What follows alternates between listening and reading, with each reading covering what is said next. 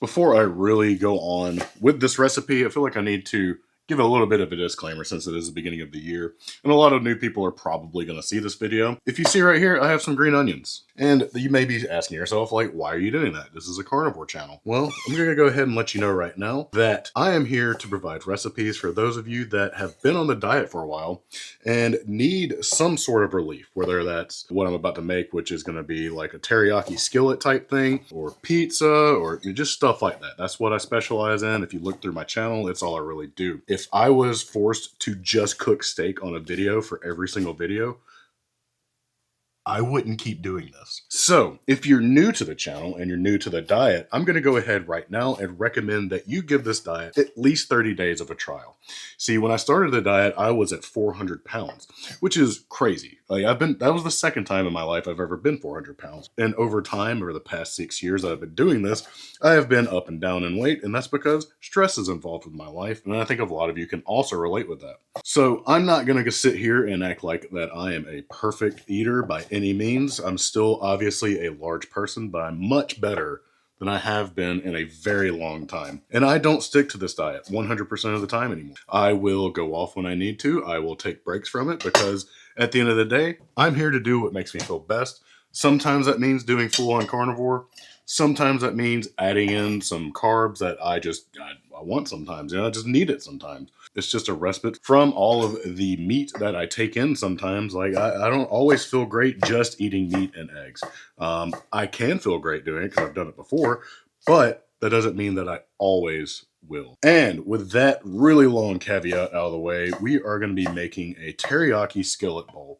It's really just ground beef. It's going to be some stuff like this, some green onions, a little soy sauce, things like that. Things that taste good, that will keep you away from the Chinese buffet, because if you're anything like me, I want to go to the Chinese buffet, eat 4 plates, and feel really sick for 3 days. So to mitigate that, let's just go ahead and start with some green onions. I've got the top part sliced up. I'm going to keep the white parts sliced up as well, but we'll be cooking these, whereas we'll be topping with these. So once that is nice and sliced up, go ahead and put them to the side, because that's really all the prep we have to do. We need to go ahead and get a pan set over medium heat, and we just want to start breaking in 1 pound of ground beef. We don't really want this to be crumbled by any means. I just want to do like little chunks, kind of like that. If you want to do this in meatball form, I think this would be a great recipe for that.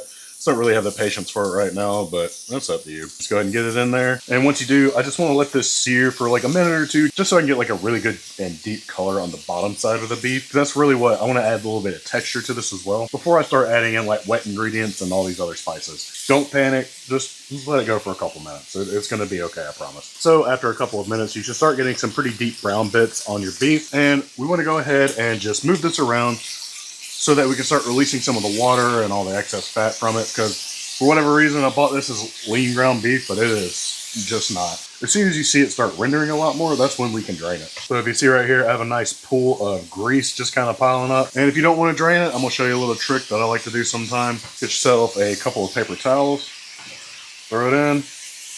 Now, this is a lot, so I'm probably going to do this a couple times, but I can get a good bit of it with paper towels. I'm going to throw that away.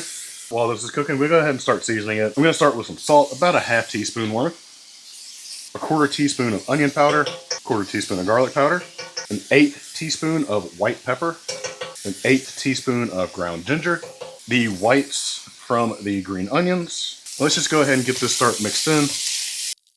And to sweeten it up, I will be using allulose. We use about a full teaspoon of that, just to add that teriyaki feel to it. Go ahead and add about a 1.5 teaspoons of soy sauce. If you want to use liquid aminos, that is also fine. Let's go ahead and get this moved around again. And we're not thickening this for any reason. I don't really have to. I just want these flavors in here. And it should be smelling fragrant. Like, you should be smelling the ginger come through, the soy sauce coming through. It's just a nice flavor profile with the beef, I think. And I think mine is basically done. I'm going to give one of these little pieces a taste. Sometimes I like to add some acidity to this, but I don't know if I want to do that or not. For this, that's good. All right, let me get this plated up real quick, and we can give it a taste so I can let you know how it is. My little sesame seeds to mine for some color, a little crunch. Finish that up with some fresh green onion. So let's go ahead and give this a taste. I'm excited to see how it turned out. The tiny bit of sweetness from the allulose mixed with literally everything else makes it so rounded and nice to eat. It's a little salty. It's a little fragrant. I taste the ginger nicely. I taste the white pepper actually coming through with the ginger working together. The garlic, onion, and scallions work really nicely together, and it's nice and beefy. That's the best part about this, is how beefy this really is. I think if you just do this, if you follow this simple recipe, I think that you'll enjoy it. You'll stay away from that Chinese buffet, and you'll have a good day.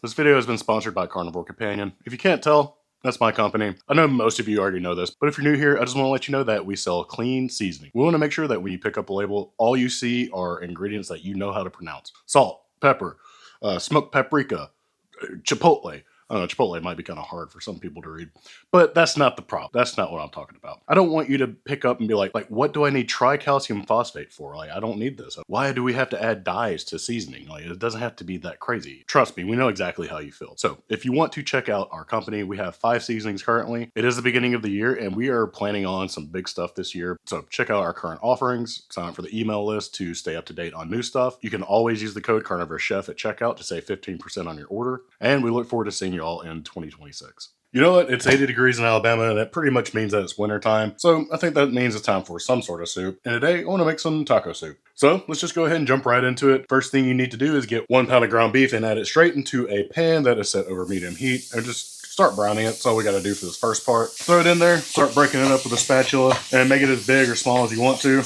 Like if you want giant hamburger patties floating in your soup, that's fine. All right, mine is nice and browned up. I do have a good bit of grease in here. I'm gonna drain out probably 90% of it just because I don't want that little pool of grease. I'm just gonna be carefully pouring it into the trash can.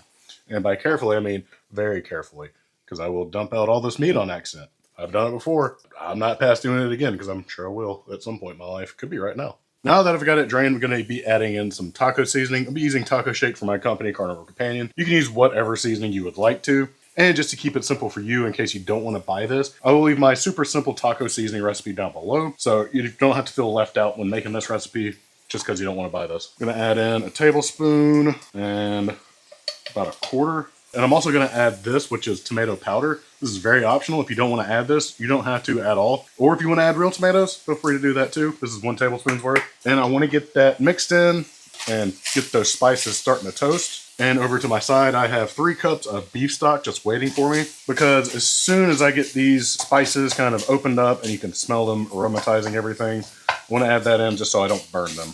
Give it a look. If it's starting to burn at all, you can go ahead and add your stock to it. And this is 3 cups of beef stock. And just get it to a simmer.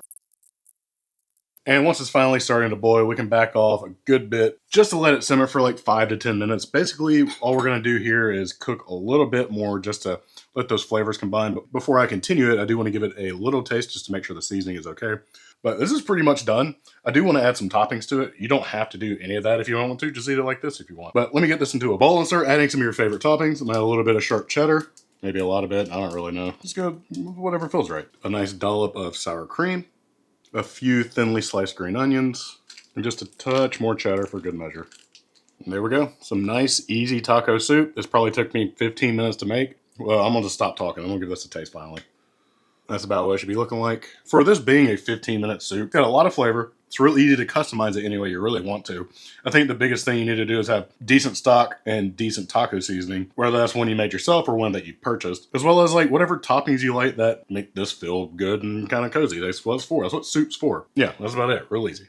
So I haven't really thought about Salisbury steak in a very long time. The only Salisbury steak I really knew was this banquet Salisbury steak with this like weird clear brown gravy. You've probably seen this before. You probably even had it before if you live in the US. It's just really strange. It was just, I don't know, strange times, man. The 90s were weird. But for today, I want to go ahead and make my own Salisbury steak instead of trying to go to the freezer aisle and find something, you know, that doesn't have 400,000 ingredients in it. And this recipe is heavily inspired by Nagi Mehashi. I apologize if I butchered your name. It's over at Recipe 10 Eats. It's not going to be exactly the same by any means, but if you want to see the original, it's got like breadcrumbs and onions and stuff like that in it.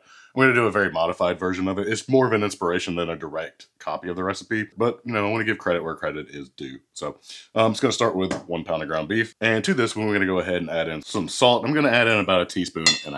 I'm going to follow that up with a 1/4 teaspoon of black pepper, about a 1/4 teaspoon of garlic powder, a half a teaspoon of onion powder, quarter teaspoon of celery salt, or celery seed really is what I wanted, but I don't have any. About 1 teaspoon of Dijon mustard, about a half a teaspoon of Worcestershire sauce, just for a little fishy flavor. And then about a quarter teaspoon of the secret ingredient, which in her recipe she uses a bouillon cube. But for me, I'm gonna use this better than bouillon. This is like a soup base.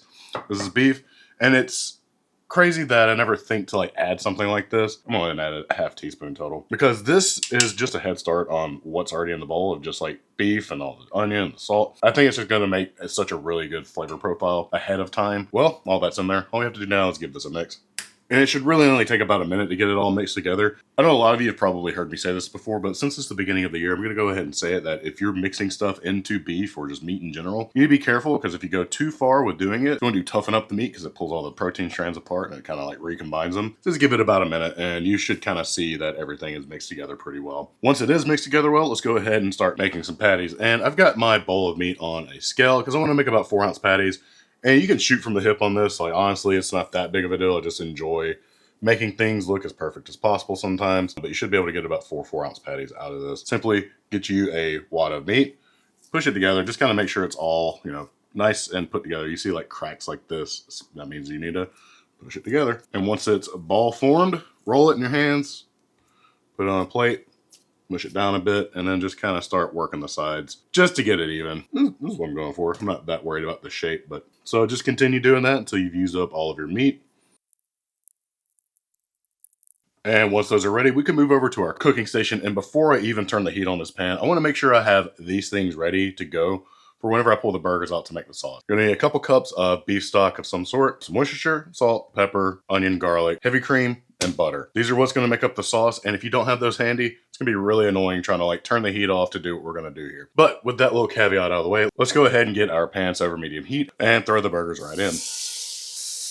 So just let these sear on both sides for a couple minutes because once we get them flipped and taken out, we should have some sort of fond left on the bottom of the pan to start making our sauce with. And I got a little bit of color on them. I'm not worried about getting a crazy amount because it's going to be covered up in sauce anyways. But what I do want is some color to stick to the pan, which is starting to here and here. And after a couple of minutes, they're not done yet, but I do want to go ahead and get them out because it's time to start making the sauce.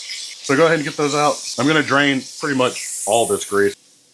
And as you can see, I have a good bit of fond left on the bottom of the pan. That's just all like the burnt, good stuck on bits. This is going to help develop our sauce. So get your pan back on the heat and just kind of pay attention because it's going to go pretty quickly. First thing we're going to do is take our stock, add it right in. And I want to start immediately scraping the bottom of the pan with my high temp silicone spatula because I know people are like, you can't do that. I'm like, well, this has been tempered to the point where it's not going to melt. And that's all I need to tell you. I don't really have to tell you anything else. To this, we're going to also add in about a half cup of heavy cream. And if you don't want to use heavy cream, you don't have to. You could also use sour cream if you have that kind of preference. And then we are going to add in about a half teaspoon of onion powder, quarter teaspoon of garlic powder, quarter teaspoon of black pepper, maybe about another half teaspoon of Worcestershire sauce, Worcestershire sauce. And I want to get this mixed in before I add the salt because I do want to taste it first, just so I don't over salt it. Let's go ahead and add in a half teaspoon of salt. This is Reed from the future. I'm just giving you a warning and a heads up now. I made a mistake because it's real early. I'm not used to cooking this early. But I'm going to let you know now that I said at some point to just throw your patties in and let the sauce reduce around it. Don't do that. I'm also going to go ahead and right now stop you right there and say stop at a half teaspoon of salt for your sauce. Should be pretty good. Other than that, we'll continue back on. And I'm doing this fast because I do want to add the burger patties back in. What I want to happen is for this to start to simmer and thicken while the patties are also in there because that's what's going to finish cooking the patties as well. A little more salt, maybe another quarter teaspoon should be fine. So 3/4 teaspoon of salt in total. Let's go and get these patties back in and we're going to let this simmer and reduce into a thickened sauce. And you know what? On second thought, I didn't realize how big my pan was. I want to pull my burger patties back out. You don't have to do this. I'm going to let you know ahead of time that I made a mistake. I didn't realize how long it would take for the sauce to thicken.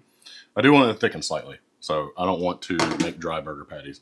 I'm going to go ahead and bring this back up to a boil. I'll fix this in post, okay? You don't have to worry about it. I just need you to understand that.